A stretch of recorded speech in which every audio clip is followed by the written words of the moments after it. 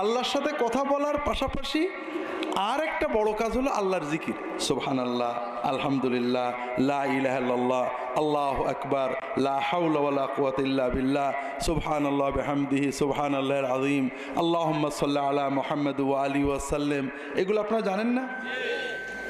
আপনি অজু থাক আর না থাক, গোসল থাক আর না থাক, মাথায় কাপড় থাক আর না থাক, যে কোনো নারী পুরুষ যখন এই জিকির বা দরুদের বাক্যগুলো পড়েন, পড়ার সঙ্গে সঙ্গে তার আমলনামায় অফুরন্ত সওয়াব লেখা হতে থাকে।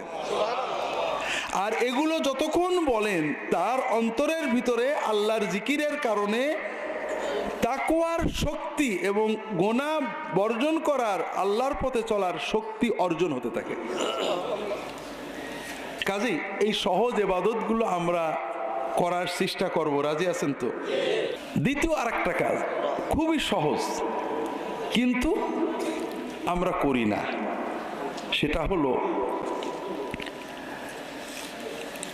রাস্তাঘাটে চলতে ফিরতে সবসময় চেষ্টা করবেন মানুষের উপকার করার। কথা বোঝেননি? আল্লাহ তাআলার কাছে মানুষের উপকার করার চেয়ে প্রিয় ইবাদত আর নেই।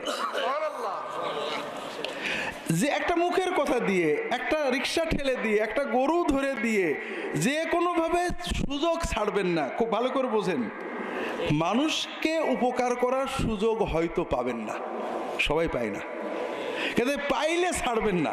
যদি কেউ আপনার কাছে কিছু সেবা চাই, মনে করবেন এটা একটা গনিমত, মানুষের উপকার করার চেষ্টা করবেন। কথা কি বুঝতে পেরেছেন?